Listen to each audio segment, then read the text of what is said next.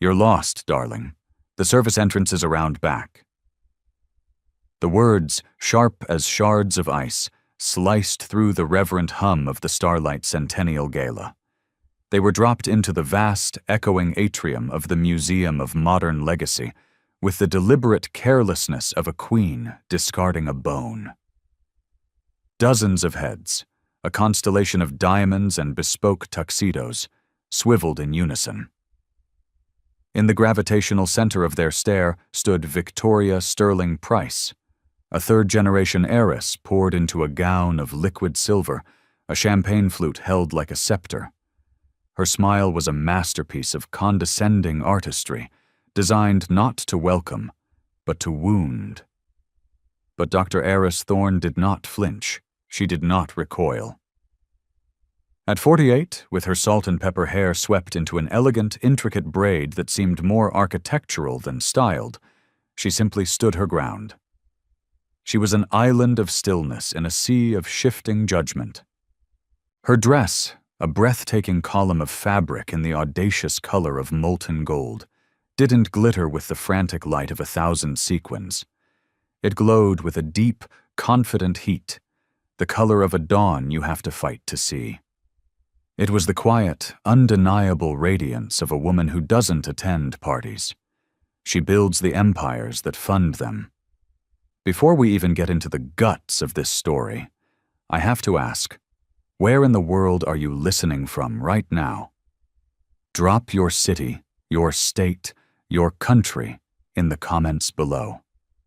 And if you believe that dignity is non-negotiable and that the world needs more stories of quiet strength, do me a favor and hit that like button and subscribe to the channel.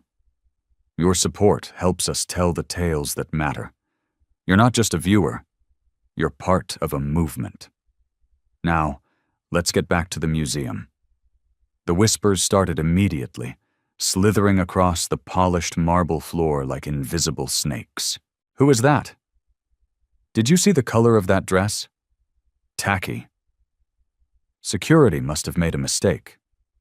They were the predictable, venomous little darts of the chronically insecure, the murmurings of people whose entire identity was built on exclusion. Victoria leaned in, a cloud of jasmine and entitlement enveloping Heiress. The silver of her dress seemed to leach the warmth from the air. "Gold, really?" she purred, her voice a low, theatrical mockery. "How ambitious.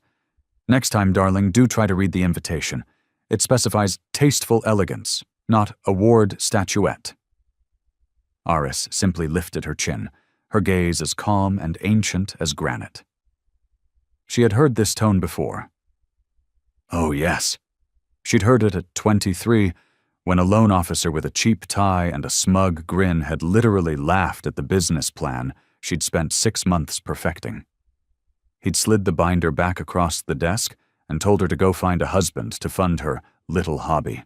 She'd heard it at 32, when she was asked to wait in the hallway of her own damn company, while the all-male board she'd just acquired debated her leadership. History didn't just repeat itself. It put on a new dress, updated its jewelry, and tried to cut you with the same old knives. Tonight, history wore silver and smelled of jasmine. Victoria, annoyed by the lack of a flustered reaction, flicked her wrist. A single, perfect drop of champagne flew from her glass, landing on the marble between their shoes.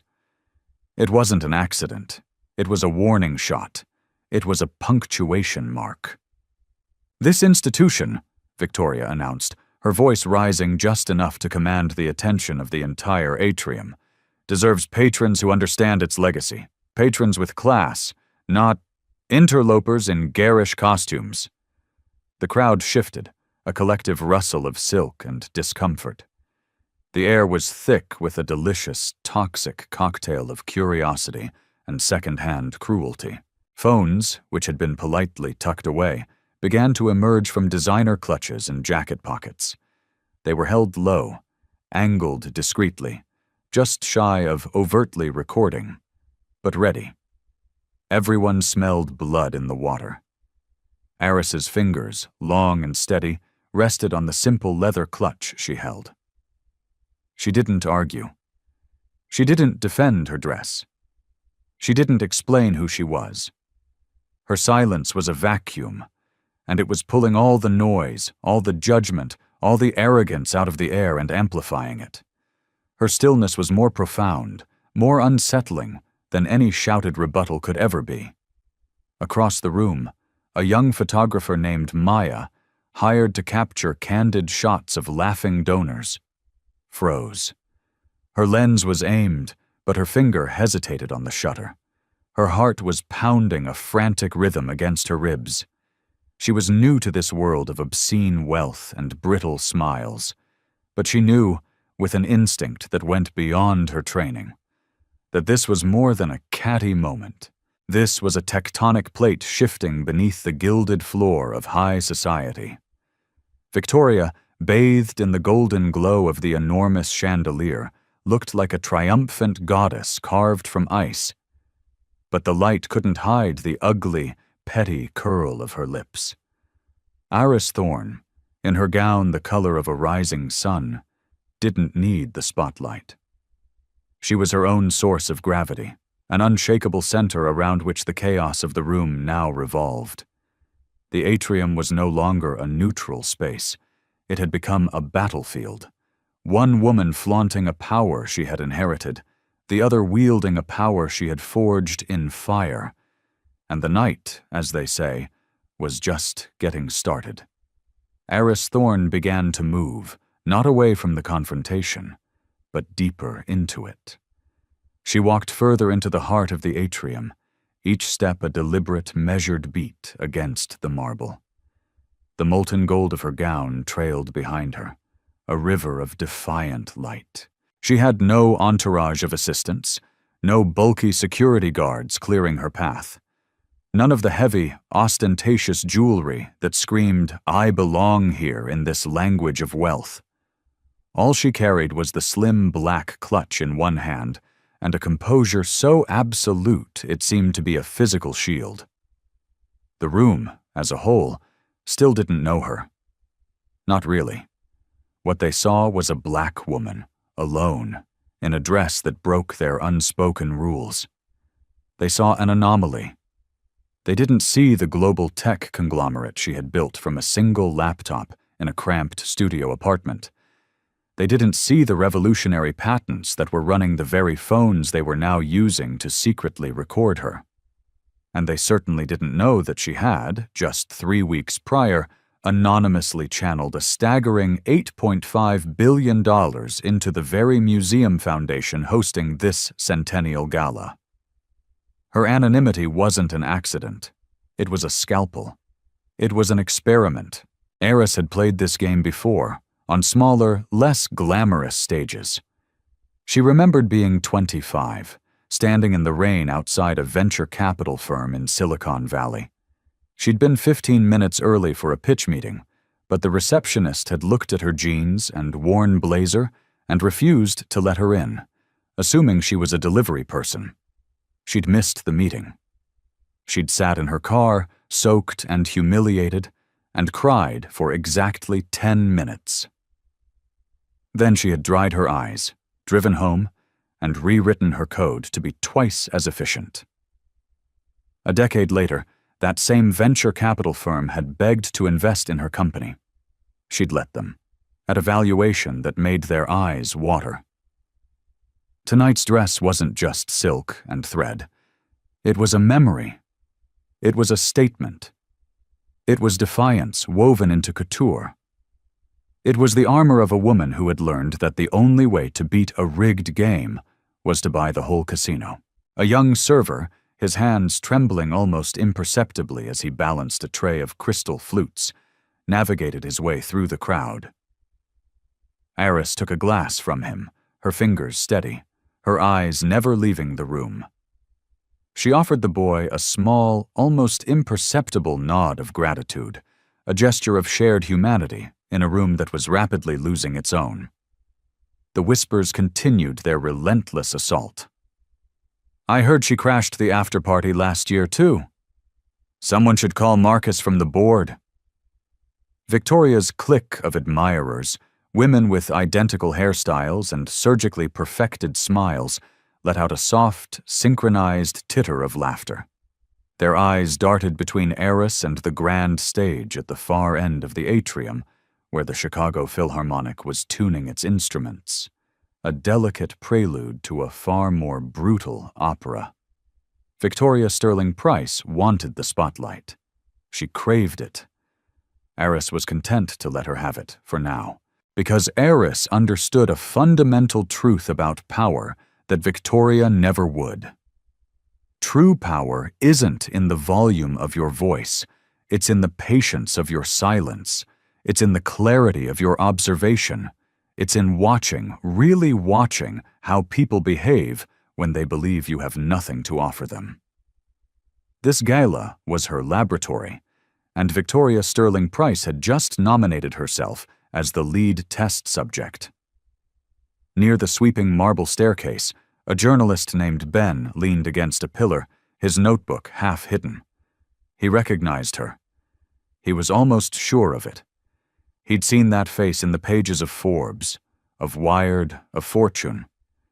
But it was a cognitive dissonance he couldn't resolve. The Dr. Heiress Thorne he'd read about was a titan, a recluse, a legend who didn't do galas. She wouldn't be here, alone, being dressed down by a socialite. The fear of being wrong, of looking like a fool, kept his mouth shut. So instead, he jotted down notes, his pen flying across the page. V. Sterling Price publicly accosts unidentified guest. Dress color, gold, is the apparent offense. Tension palpable. He had no idea, not yet, that he wasn't just documenting a moment of socialite cruelty. He was documenting the precise moment the Sterling family legacy began to crumble into dust.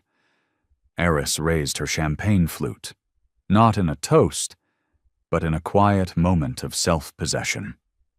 She took a slow, deliberate sip. The bubbles sparkled, catching the light of the chandeliers, but her eyes weren't wandering. For a brief, charged second, they locked again with Victoria's. Victoria smirked, a lazy, confident expression that said the game was already won. But Heiress's silence wasn't surrender. It was strategy.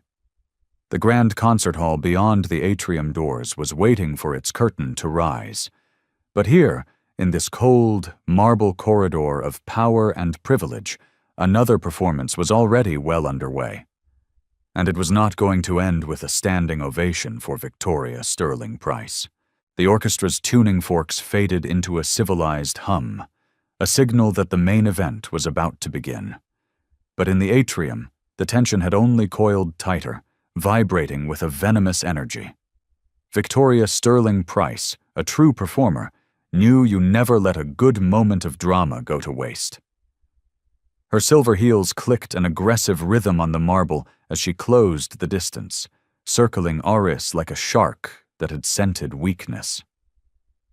"Darling," Victoria drawled, her voice a syrupy blend of champagne and pure condescension. "I feel I must educate you. This is the Starlight Centennial Gala. It represents 100 years of culture, of philanthropy, of families like mine. It's black tie, it's couture, it's about a certain standard. Not whatever this dazzling little science experiment is that you're wearing." She gestured with a dismissive flick of her wrist at Heiress's gown, a gesture designed to erase, not to admire. A few nearby guests, emboldened by her cruelty, chuckled. It wasn't a loud, boisterous laughter. It was something far worse. The quiet, conspiratorial snickering of people who were delighted to see someone else put in their place. Heiress kept her shoulders square, her glass held perfectly steady. The light seemed to gather in the golden silk of her dress, igniting it, making it burn even brighter against the sterile backdrop of the museum. Leo, the young usher at the main podium, was barely 21. He was a scholarship student at the Art Institute, working this gig to pay for his supplies. His eyes, wide with a mixture of fear and outrage, darted between the silver heiress and the silent woman in gold. His training packet had a whole section on VIPs. Accommodate, anticipate, assume hierarchy based on appearance. Tonight, that training felt like poison. He looked like he wanted to step forward, to say something, but an invisible wall of class and consequence held him in place. Victoria leaned closer still, lowering her voice to a conspiratorial hiss that was somehow more piercing than a shout. "It's always the same with you people. New money, or more likely, no money at all. You think you can just buy your way in, but you never learn the codes, do you? You simply don't have the breeding." The words, ugly and ancient, curled into the air like toxic smoke. Heiress didn't reply. She didn't need to. She just tilted her head slightly, her gaze unwavering. That profound stillness, that absolute refusal to be rattled, was beginning to unnerve Victoria far more than a screaming match ever could. The silence wasn't a void. It was a presence. It was a mirror reflecting Victoria's own ugliness back at her, and the crowd was seeing it all. A man in a navy tuxedo whispered to his wife, "Good Lord, who even let her in?" His wife, tugging anxiously at a 3-strand pearl necklace, muttered, "Marcus really needs to have security check the credentials at the door more carefully." The poison was spreading, a ripple of suspicion staining the atmosphere. For Victoria, this was still not enough. She needed a bigger reaction, a climax. She raised her voice again, projecting it so that everyone in the atrium became her audience. "Ladies and gentlemen," she announced, lifting her glass high like a toastmaster at a banquet. "The Museum of Modern Legacy deserves patrons who belong here, not imposters in tacky gold dresses trying to play dress-up with their betters." A collective, sharp intake of breath swept the foyer, a gasp that was part horror, part thrill. Some guests frowned, looking down at their shoes with a sudden, acute sense of discomfort. Others looked subtly relieved, as if Victoria had finally said the quiet part out loud for them. Phones were no longer discreet. Lenses were raised. The show was too good to miss. Heiress remained anchored in the storm, unshaken. This was nothing. This was a playground squabble compared to the wars she had fought and won. She had walked into hostile acquisition meetings that were calculated to bankrupt her. She had endured boardrooms filled with men twice her age who called her honey while trying to steal her intellectual property. This atrium was just another boardroom with better lighting and worse acoustics. Her calm wasn't weakness.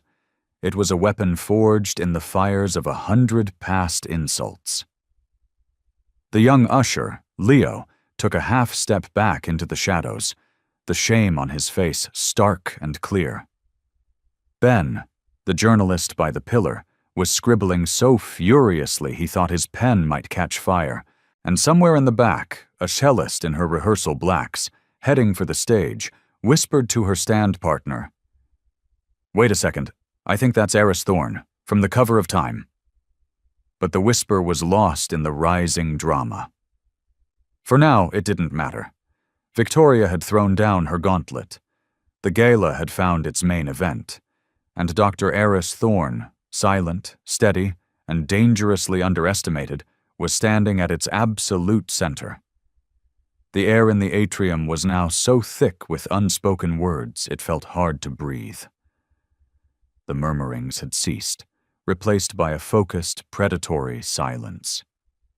Every single person was waiting for Heiress Thorne to break, to cry, to scream, to defend herself, to give Victoria the explosive scene she so clearly craved. But Heiress did not move. She stood as if she were a statue cast from bronze, one hand resting on the stem of her champagne glass, the other on her clutch. Her silence wasn't empty space. It was a deliberate, tactical pressure. Victoria tilted her head, a flicker of genuine confusion crossing her features before the mask of arrogance slammed back down. "What's the matter?" she sneered, her voice dripping with mock sympathy. "Cat got your tongue? Or did you forget the lines you rehearsed for crashing this party?" Heiress took a slow, deep breath, letting the pause stretch into an uncomfortable eternity. Her brand of calm was a unique form of torture for people like Victoria. It was the kind of stillness that made people antsy, that forced them to listen to the echo of their own cruelty in the silence that followed. Around her, a few guests began to cough, shuffling their feet, as if the sheer weight of the quiet was physically pressing down on them. A memory surfaced in Heiress's mind, sharp and unwelcome.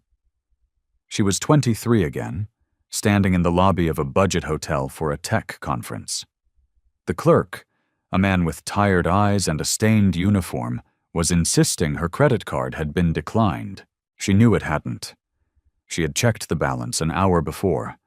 She had spoken calmly, then pleaded, then argued, trying to explain that it must be a mistake, that she had nowhere else to go. He had just stared through her with bovine indifference and told her to leave. She'd spent that night sleeping in her car, the shame coiling in her gut. She'd learned a powerful lesson that night. Words, when you have no power, are just noise. Silence, when you do, is a verdict. Tonight, she would not plead. Silence would let the guilty convict themselves. She raised her flute and took another sip of champagne, her hand as steady as a surgeon's. The soft fizz of the bubbles was the only sound in her immediate vicinity. Even Leo, the young usher, seemed to be holding his breath. Victoria shifted her weight from one silver heel to the other, a small, agitated movement. Her entire performance was predicated on getting a reaction. Gasps, tears, outrage, defense. Heiress's stillness denied her that. It was a mirror, and it was showing the entire, glittering crowd the reflection of a petty, cruel bully. And mirrors, in a room full of people obsessed with their own image, were very dangerous things. A man near the staircase whispered to his companion, "She's not even rattled! It's unnerving!" His companion, a woman draped in sapphires, frowned. "That's what's so bizarre. Anyone else would have run out of here in tears by now." Heiress finally allowed her gaze to sweep across the room. It wasn't a hurried, desperate scan for an ally. It was a slow, methodical assessment. She looked at the smirking faces, the uncomfortable ones, the curious ones. She looked at the journalist. She looked at the photographer. She looked at the usher. Witnesses. She looked at Victoria last, her own expression a perfect, unreadable mask. There was no anger there, no humiliation, just a profound, chilling patience. Ben, the journalist, scribbled harder, muttering under his breath, "She's holding the line, like she's waiting for backup." He didn't know how right he was. The backup wasn't coming through the door. It was in her pocket. Victoria clicked her heels on the marble again, a desperate, sharp sound to break the spell. "Pathetic," she spat, her voice climbing in pitch, a frantic attempt to reclaim dominance. "You can't even form a sentence to defend yourself." And then, for the first time, Heiress's lips moved. They curved into something that wasn't quite a smile. It was a warning. It was a signal. It was the silent, terrifying moment when the prey reveals it has been the hunter all along. This wasn't her losing ground. This was her setting the trap. The grand atrium, once a stage for polite society, had fully transformed. It was no longer a party. It was a tribunal. And Dr. Heiress Thorne, by saying absolutely nothing, had already delivered a closing argument that damned her accuser more effectively than any speech could. She had turned Victoria's cruelty into the prosecution's star exhibit. At the edge of the crowd, a small, pulsing red light came to life. Maya, the young photographer, had finally made her choice. She wasn't just an event photographer anymore. She was a journalist. Swallowing her fear, she quietly tapped the record button on her phone. She didn't aim the lens directly at their faces, not yet. She was smarter than that. She angled it low, capturing a guerrilla-style tableau, the flash of silver sequins, the steady glow of the gold dress, the trembling champagne flutes in the hands of onlookers, the strained, false smiles of a crowd pretending not to watch the most interesting thing that had ever happened to them. She wasn't alone. Ben, the journalist, gripped his notepad like it was a life raft. He had come here expecting to write 1,000 boring words on philanthropy and fashion. Instead, he was watching the public execution of a reputation, live and under chandeliers. His pen scratched furiously. Sterling price escalates humiliation of guest. Victim silence is her only defense. It holds stronger than outrage. A woman in a midnight blue gown whispered to her partner, a real estate tycoon. "Darling, isn't that Thorne, from Ellis Global?" Her partner shook his head dismissively. "Don't be ridiculous, Helen. Heiress Thorne wouldn't be caught dead at one of these things, and she certainly wouldn't come alone." But the seed of doubt had been planted. It was a tiny spark, but the room was filled with dry tinder. Heiress remained motionless, her presence a steady, burning flame against the cold drafts of derision. She could feel the tide turning. In every hostile negotiation, in every boardroom battle, there was a precise moment when the witnesses stopped being passive observers and became active participants, even if only in their minds. She could feel that moment arriving now. Leo, the usher, swallowed hard. His eyes, no longer darting, were fixed on Heiress. His training told him to obey the hierarchy, to trust the woman in the silver dress whose family name was literally carved into the museum's donor wall. But his gut, his soul, was telling him something else entirely. It was telling him that the woman in gold possessed a power the sterling heiress could never comprehend. His hand twitched towards the intercom button on his podium, his finger hovering over the switch for security. He didn't press it. Victoria, sensing the shift, sensing her control slipping, decided to double down. She raised her voice, deliberately, to make sure it carried over the suddenly silent orchestra. "I honestly don't know how security could have made such an embarrassing mistake," she announced, "but I will be speaking to the board. We'll make sure that next year only real patrons get through the front door." A murmur of agreement rippled through some of the older guests. But it was weaker this time. One voice, small but clear, cut through the tension. It came from the cellist, still standing by the stage door, her instrument case held tight against her side. "That's no way to treat a person," she said. "Gala or no gala." The words hung in the air, fragile but undeniable, a tiny crack in the dam of complicity. Maya's camera finally tilted up. She framed the shot perfectly, catching Heiress's profound stillness head-on. For the first time, the focus of the room was not on Victoria's glittering aggression, but on the unshakable dignity of the woman who refused to be diminished by it. The atmosphere of the atrium had fundamentally changed. It was no longer a one-sided beatdown.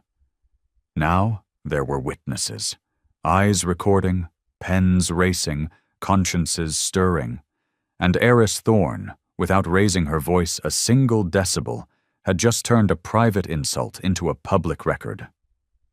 The cellist's quiet protest should have been a warning flare for Victoria, a signal to de-escalate. Instead, it was like throwing gasoline on a fire. Victoria's laugh, high, brittle, and stripped of all its earlier confidence, shattered the tense quiet. "Oh, please," she scoffed, executing a slow, dramatic turn to ensure everyone could appreciate her profile against the chandelier's glow. "Are we really going to pretend this woman belongs here? She doesn't even understand the most basic elements of a dress code." Her gaze raked over Heiress's gown one more time, her voice curdling with a final desperate surge of disdain. "Gold, the color of cheap trophies, the color of..." of staff uniforms at a lesser hotel. A sharp, horrified gasp echoed from the direction of the donor wall. A few guests took a physical step back, as if Victoria's toxicity had become radioactive. Leo, the usher, gripped the edge of his podium so hard his knuckles turned white. His training manual had a chapter on de-escalation, on handling difficult guests. It had nothing about how to handle a board trustee's daughter behaving like a monster. Heiress's stillness remained absolute. She carefully placed her now empty champagne glass on a passing server's tray, her movements fluid and unhurried, as if Victoria's words were nothing more than background noise, less significant than the fizzing bubbles she had just consumed. Her calm was no longer just a shield. It was an active weapon, and it was driving Victoria mad. From the stairwell, Ben the journalist spoke before he could stop himself. "That's completely uncalled for." The words came out low, a guttural rumble of protest, but in the supercharged silence, they carried like a gunshot. Head swiveled in his direction. Victoria's gaze snapped toward him, her eyes chips of ice. "And who might you be?" she asked, her voice a sickly sweet poison. "Ah, the press. Always so hungry for a little drama. Be careful, darling. You might find yourself writing your little articles from outside the velvet rope if you choose to side with the wrong people." Ben froze, his pen hovering over the page. The threat was not subtle. Around him, the crowd's whispers intensified, feeding the cruel theater of it all. Then, Victoria delivered what she intended to be the killing blow. She strode forward, closing the final few feet between them, until she was well inside Heiress's personal space. And with a flick of her wrist as quick and vicious as a striking snake, she snatched Heiress's simple black clutch right out of her hand. Gasps exploded across the atrium, a genuine unified sound of shock. She dangled the clutch from her manicured fingers like it was contaminated evidence. "Let's see what's inside, shall we?" she taunted, her voice giddy with her own audacity. "An invitation? Credentials? Or just a ticket stub from the nosebleed seats you snuck away from?" A murmur of real distress finally swept the room. Someone muttered, "My God, that's theft." Another woman hissed, "She can't do that." But no one moved. No one dared to step into the ring with the raging bull. Heiress didn't lunge for her bag. She didn't shout. She simply extended her empty hand, palm up, her eyes locked on Victoria's. It was not a plea. It was not a request. It was a silent, unequivocal command. The foyer was vibrating now, a palpable hum of shared anxiety. Victoria, drunk on the attention, smirked, still dangling the clutch. But she had finally, fatally, miscalculated. She had crossed an invisible, sacred line. This was no longer just verbal ridicule. This was a physical violation.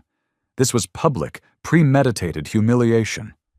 And Heiress Thorne, still wordless, was calmly letting the heiress dig her own grave, one reckless, theatrical shovelful at a time, in front of 100 witnesses with recording devices.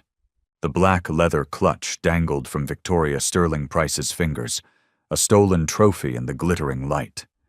The entire atrium seemed to hold its breath, every guest a frozen statue in a tableau of disbelief. Heiress Thorne remained at the center of the vortex, her hand still extended, her palm open and waiting. "So curious, aren't we?" Victoria cooed, shaking the clutch so its small silver clasp rattled. "These people, they walk in here, pretending they belong, and they think their silence is a cloak of invisibility. Well, let's just test that theory." With a sharp, theatrical flick of her thumb, she unfastened the clasp. She turned the clutch upside down. The contents spilled out, scattering across the cold, unforgiving marble. A slim, black smartphone, a heavy, expensive-looking fountain pen, and a folded program for the evening's performance. Nothing more, A fresh wave of gasps rippled through the crowd, a sound of shock mixed with the grim satisfaction of watching a car crash. Victoria bent down, a difficult maneuver in her restrictive gown, and snatched the folded program, holding it aloft as if it were proof of treason. "See?" she announced, her voice ringing with triumph. "No invitation, no donor badge, nothing. Exactly as I suspected. An imposter. A fraud, crashing the Starlight Centennial Gala." A woman in pearls whispered, far too loudly, "How utterly humiliating for her." Another man muttered to his friend, "Victoria is going way too far this time." Still, nobody moved. Heiress finally lowered her hand. Her gaze was as steady as the polar star. Her voice did not rise. She did not plead or protest. She simply bent at the waist, a movement of impossible grace, retrieved her fountain pen from the floor and slid it back into the open clutch, which Victoria had carelessly dropped. That composure, that absolute refusal to grant Victoria the satisfaction of a reaction, seemed to break something in the heiress. A hot, ugly flush crept up her neck, staining her pale skin. "Don't you ignore me!" she snapped, her voice finally cracking, becoming shrill and tinny against the marble walls.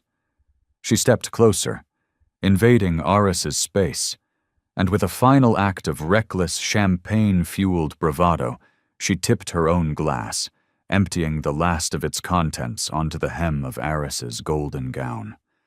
The pale liquid splashed down, staining the magnificent silk like a fresh wound. The room finally, collectively gasped as one. This was the point of no return. A dozen phones, no longer hiding, tilted higher. Their lenses were now open, shameless, hungry. Maya, the photographer, whispered, "Oh my God, she really did it," as her finger held steady on the record button. Heiress's hands remained still at her sides. Her posture did not break, did not even tremble, as the cold champagne soaked into fabric that cost more than Victoria's entire outfit. Her silence deepened, transcending restraint and becoming something else entirely. It was an indictment. It was a mirror held up not just to Victoria, but to every single person in that room who had watched and done nothing. It forced them all to confront what had just been done, not to some anonymous gatecrasher, but to a woman they had profoundly, catastrophically underestimated. Ben, the journalist, muttered to himself, "This isn't a scene anymore. This is evidence." He scribbled faster, his pen strokes hard and angry. Victoria, drunk on the gasps she mistook for applause, smirked wider. "See," she said, spreading her arms wide as if to embrace her audience. Not even a single protest, because she knows she doesn't belong. She mistook their horror for her victory. But the atmosphere in the atrium no longer hummed with their complicity. It was buzzing with something new, something sharper, anger, discomfort. And for a few, the dawning, terrifying light of recognition. The cellist gripped her instrument case like a shield. The usher, Leo, took a half-step forward, then stopped himself. Maya's little red light blinked, steady and unforgiving. Dr. Heiress Thorne stood in the center of it all, golden silk clinging damply to her skin, her eyes clear and unflinching. She didn't shout. She didn't hit back. She had allowed Victoria to write the final damning line of her own story in front of a room full of witnesses who were about to realize they weren't watching a humiliation. They were watching an abdication. They were watching history turn on a dime. The champagne still glistened on the hem of Heiress Thorne's gown, a dark stain under the brilliant light of the chandeliers. When she finally moved, it was not with anger or haste. It was with the slow, deliberate precision of a chess master who has seen the board 20 moves ahead. She bent down, retrieving her phone from the marble with the same calm she might use to pick up a dropped glove. The atrium held its collective breath. Victoria Sterling Price smirked, a final flickering ember of arrogance, certain she had won, certain she had finally broken the woman in gold. Heiress lifted the phone. She pressed a single button on the screen, and she spoke, her voice not loud, but carrying with an astonishing clarity, a cool, crisp tone that sliced through the charged air. "Jasmine, initiate the Phoenix Protocol." Her voice was so steady, so devoid of emotion, it was terrifying. On the other end of the line, a woman's reply came back, just as efficient, just as immediate. "Confirmed, Dr. Thorne. Protocol is active. Do you wish to proceed with the full withdrawal?" Heiress's eyes, cold and clear as diamonds, never left Victoria's face as she answered. "Yes, begin the immediate transfer of all endowments and pledged funds from the Sterling Price Foundation portfolio. All of them. Effective now." The words struck the room with the force of a physical blow. A disbelieving ripple spread through the crowd as a handful of guests, bankers, fund managers, fellow philanthropists, instinctively reached for their own phones, their faces suddenly pale. Ben, the journalist, froze mid-word, his mind struggling to process the sheer scale of what he'd just heard. The cellist's mouth fell open in shock. Victoria's laugh was a brittle, panicked thing. "What? What on earth are you babbling about?" she stammered, tossing her hair in a gesture that was meant to be dismissive, but just looked desperate. "You can't. You don't have that kind of authority." But Heiress's calm was a mountain. "You publicly humiliated me at a gala my foundation underwrites," she stated, each word a perfectly polished stone of fact. "You assaulted me in a museum whose centennial fund I personally established. $8.5 billion of my money currently sits as the bedrock of your family's philanthropic name. As of 90 seconds ago, it no longer does." A stunned, horrified silence crashed down upon the marble hall. For the first time all night, Victoria's smirk did not just falter, it evaporated. The usher, Leo, leaned over to his colleague, whispering frantically. Ben, the journalist, finally found his pen again, scribbling a single, bolded line. "She's pulling the entire foundation." Heiress slipped her phone back into her clutch, the leather still cool and damp from the spilled champagne, and closed it with a soft, final click. Her actions were surgical. Each movement was precise, deliberate, and devastating. The room no longer saw a woman in a stained dress. They saw a force of nature recalibrating the very ground beneath their feet. Victoria sputtered, her words tripping and falling over each other. That's insane! You can't just—" She turned to the crowd, her eyes wide and pleading, desperately seeking the support and complicity that had been there just moments before. But the faces were no longer mirroring her triumph. They were masks of shock, of dawning comprehension, and of a raw, primal fear. Heiress Thorne still did not raise her voice. She didn't need to. Every syllable she spoke now was an earthquake. "You wanted a stage, Miss Sterling Price," she said, her voice resonating with a quiet, terrible finality.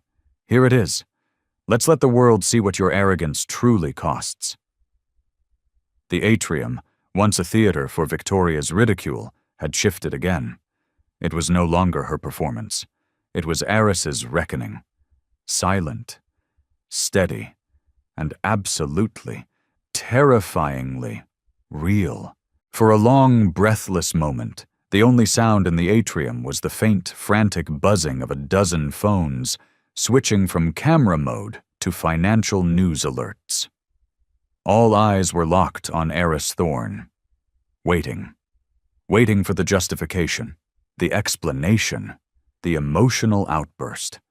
She offered them none of it. Instead, she took 2 steps forward, positioning herself in the absolute center of the marble floor.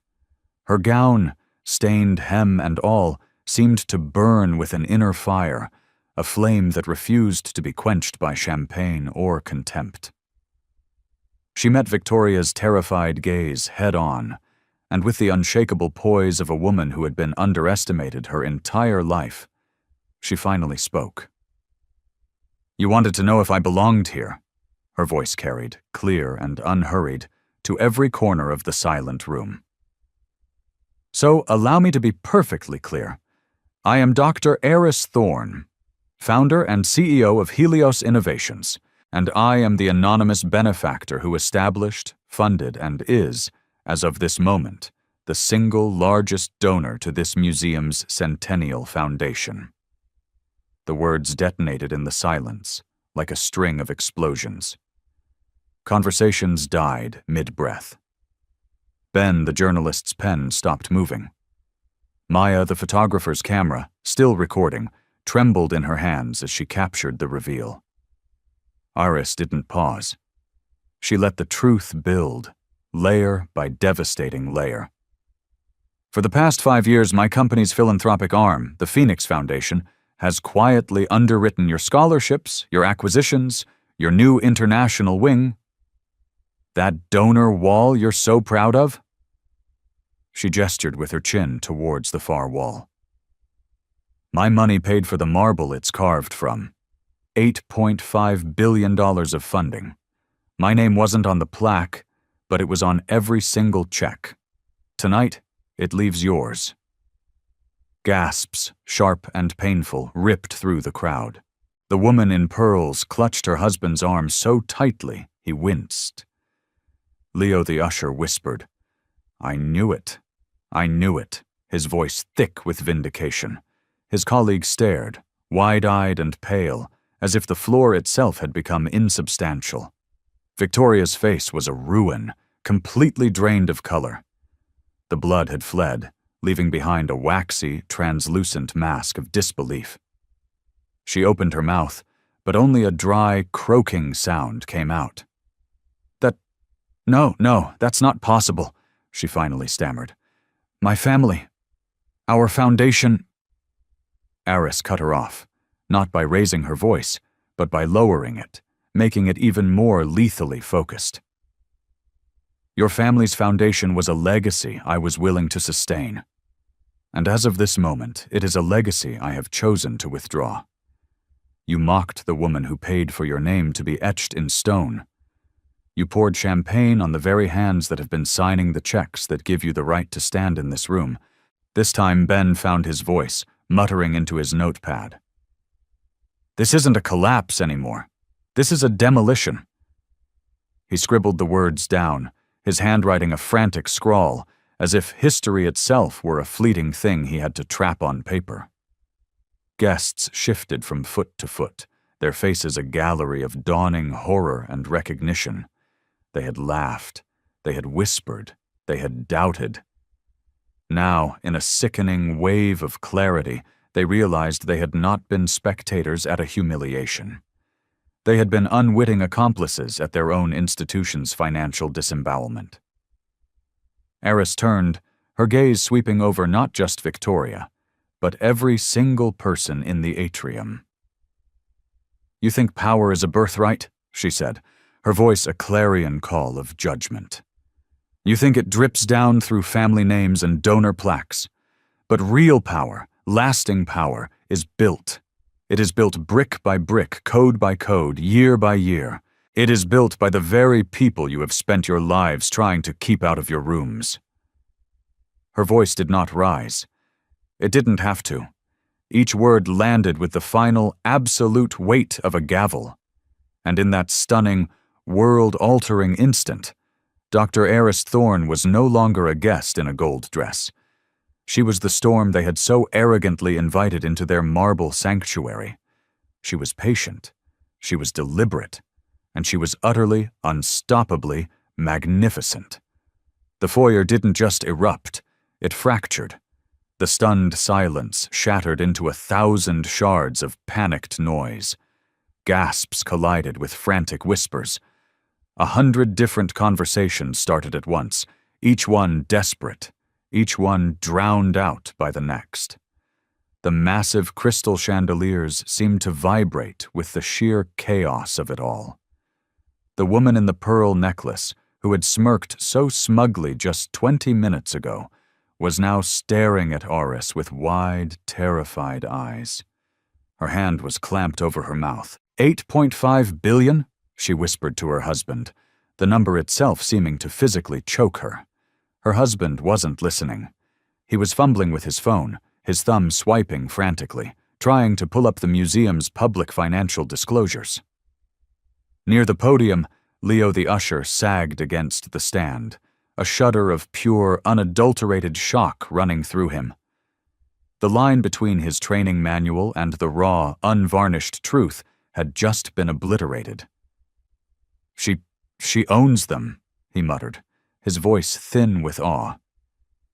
His colleague just nodded numbly, his own phone screen displaying a breaking news alert from the Wall Street Journal. Helios Innovations, CEO Heiress Thorne pulls multi-billion endowment from Museum of Modern Legacy in apparent dispute. Ben the journalist scribbled with the frantic energy of a man who knows he's witnessing history. Sterling Price mocks benefactor in public. Legacy evaporates in real time. He had come to cover an opera gala. He was now, instead, recording the live, public implosion of one of Chicago's most powerful and storied families. The cellist clutched her instrument case to her chest. "She told the truth," she said softly, more to herself than to anyone else, but her voice carried in the chaos. A palpable wave of shame radiated from the guests nearest her. They knew. They had stood by, silent at best, complicit at worst. And now they were all standing in the wreckage. Phones were out everywhere now, no longer hiding, no longer discreet.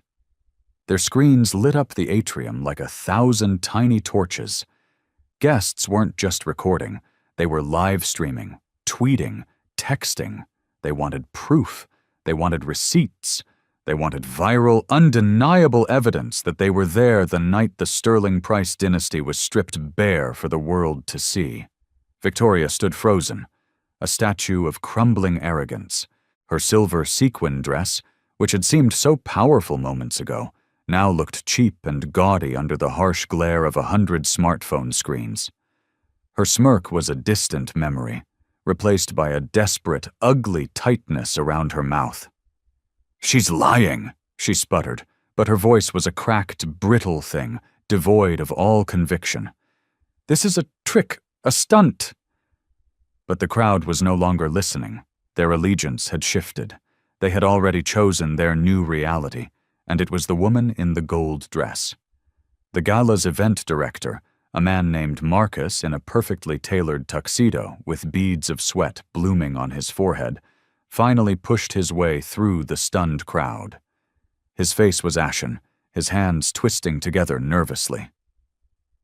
"Dr. Thorne," he stammered, his voice cracking. We had no idea you were in attendance this evening. On behalf of the museum—" Heiress didn't even look at him. She didn't have to. Her continued silence was acknowledgement enough, and it was a condemnation, too. Around them, the panic metastasized. Donors began whispering frantically to each other about contracts, about stock prices, about what the sudden, violent vanishing of $8.5 billion would mean for the museum's stability, and for their own portfolios tied to it.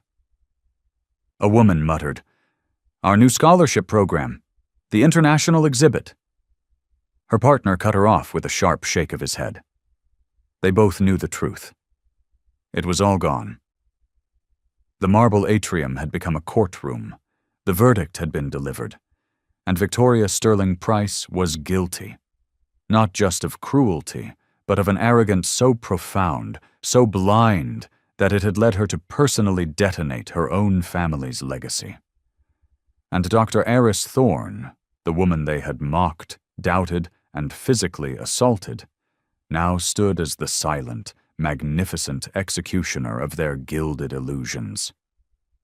Just when you think it can't get more intense, it does. This is a masterclass in power and consequence. Before we witness the final act, if you're finding value in this story, take a second to hit that subscribe button. We bring you stories like this every week, stories that challenge the status quo. Join the community. Now, for the final curtain. The crowd's panic was a living thing now, a thrumming, chaotic energy that filled the vast atrium. Phones were buzzing, a symphony of alerts signaling the digital shockwave that was already spreading across the globe. Donors were huddled in small, panicked groups, whispering of financial ruin. And through it all, Dr. Heiress Thorne hadn't raised her voice once. She didn't need to. True power doesn't shout. It simply acts. She turned her head slowly, a deliberate, regal movement, until her gaze fell upon the event director, Marcus, who was still wringing his hands near the grand donor wall. Her voice was calm, but it sliced through the chaos with the precision of a laser. "Effective immediately," she said. "Remove the Sterling Price name from that wall." The man's face went from ashen to snow white. His eyes darted desperately toward Victoria, then back to Heiress, as if he were searching for a loophole, for a permission slip he no longer needed. "Dr. Thorne," he stammered, his voice pleading. That plaque was unveiled just last year. It's solid bronze." Heiress's gaze was unyielding. "Then tonight, you will unveil the truth." A collective, horrified gasp swept the room. Every head turned, every neck craned toward the enormous gilded plaque mounted on the wall. The Sterling Price Family Foundation, principal benefactor. The inscription glittered under the chandeliers, suddenly looking as fragile and hollow as gold leaf. Victoria lunged forward, her composure completely shattered, her voice breaking into shrill, ugly fragments. "You can't! That wall, that name, it's ours!" Heiress didn't move toward her. She didn't even acknowledge the outburst. Instead, she lifted her phone one last time and tapped the screen. "Jasmine," she instructed, her voice still perfectly level. "Confirm the public removal clause." On the other end, her assistant's voice chimed, clear and final as a death knell. "Authorization logged, Dr. Thorne. The Sterling Price Foundation has officially been stripped of all benefactor status and naming rights. The public announcement is live." The director flinched as his own phone vibrated violently in his pocket. He pulled it out. His face seemed to age 10 years as he read the live alert from the Associated Press that was now on his screen. The headline was stark. "Heiress Thorne revokes 8.5B endowment. Orders Sterling Price name removed from Museum of Modern Legacy." The whispers became shouts. Guests crowded around each other's screens. Maya's camera lens zoomed in, capturing the raw, unfolding history. The cellist closed her eyes for a moment, as if to steady herself against the sheer magnitude of the fallout. Victoria staggered back, her silver sequins catching the light like shattered glass.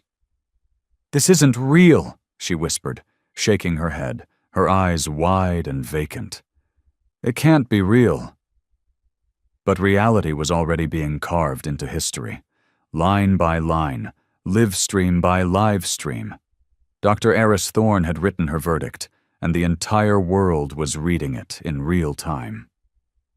The director bowed his head in defeat, his voice a dry rasp. "As you wish, Dr. Thorne." He gestured weakly to two uniformed museum staff members. They moved forward, hesitantly, tools in hand, their faces pale with the shock of their task. The sound of a power drill biting into marble sliced through the foyer. Each metallic grind was a sentence being served. Each twist of a screw was another nail in the coffin of the Sterling Price dynasty.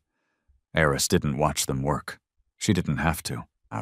Her eyes were fixed on the room itself, on every witness who had watched cruelty masquerade as class, only to see it collapse under the weight of its own arrogance. When the final bolt was loosened, and the heavy bronze plaque was carefully lowered into two pairs of trembling hands, a profound, absolute silence fell over the room. The Sterling Price name had vanished. All that remained was a faint, rectangular outline on the marble, like a ghost. The foyer lay in stunned silence, broken only by the faint, shuffling sound of the workers carrying the plaque away, like pallbearers removing a casket. Guests who had once smirked with Victoria now stared at the floor, at their own expensive shoes, their pearls and cufflinks suddenly feeling like cheap costumes. Phones were still held high, recording the empty space on the wall, but even the sound of digital shutters seemed muted, absorbed by the gravity of what had just transpired. Dr. Heiress Thorne stood alone at the center of it all. Her gown, still damp with the ghost of a champagne stain, glowed like a triumphant fire against the cold marble. She had not shouted. She had not begged. She had simply allowed arrogance to expose itself, and then she had dismantled it, piece by piece, with quiet, devastating precision.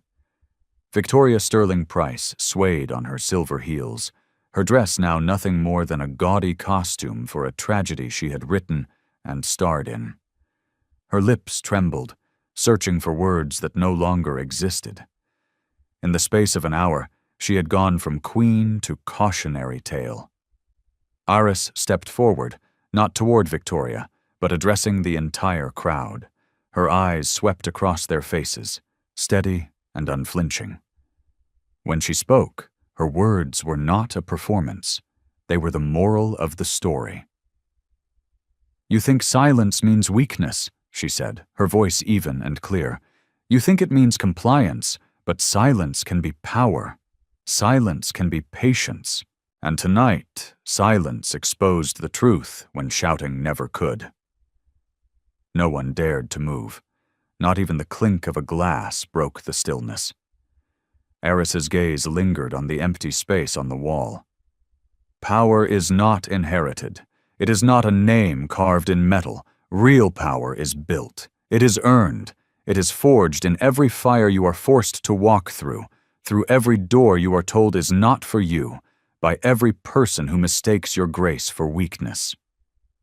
Ben the journalist, by the stairs, scribbled the words down verbatim, his hand shaking not from fear, but from awe. The cellist clutched her case, her eyes burning with unshed tears of admiration. The usher, Leo, stood ramrod straight, his face a mask of galvanized resolve. Heiress turned back to the room one last time. "You wanted me out of your gala," she said, her voice dropping to a near whisper that was somehow louder than any shout. "Instead, I walked out with your foundation. Remember this night. Remember it the next time you look at someone and decide, based on nothing but your own prejudice, who does and does not belong." She lifted her clutch, still scarred by the champagne, and tucked it under her arm. The movement was final, sharper than any curtain drop. Then she turned and moved towards the grand exit. Her heels clicked a measured, powerful rhythm on the marble, each step echoing louder than Victoria's insults ever had. The crowd parted for her without a word. A corridor of stunned, silent respect carved through their ranks. Phones recorded her departure, but no one spoke. For the first time all evening, Heiress Thorne was not invisible. She was the only thing anyone could see. At the massive, arched doorway, she paused. She stood for a moment beneath the grand chandelier, its light catching her golden gown, making it look like the dawn was breaking right there in the hall. She left them with one last sentence, a final, unforgettable truth that would echo in that room long after the lights were dimmed. "You don't need to applaud for me," she said, her voice resonating with the quiet power of a promise fulfilled. "I am the reason the music plays in here at all." And with that, Dr. Heiress Thorne stepped out into the cool Chicago night, leaving behind a shattered legacy, 100 stunned witnesses, and a silent, empty space on a marble wall. This story is a powerful reminder that true strength isn't about being the loudest person in the room. It's about integrity, patience, and knowing your own value, even when others try to diminish it. What did you take away from Heiress's story? Let me know in the comments. And please, if this moved you, share this video with someone who needs to hear it. Like, subscribe, and join us in celebrating the quiet storms who are changing the world. Until next time, stand in your power.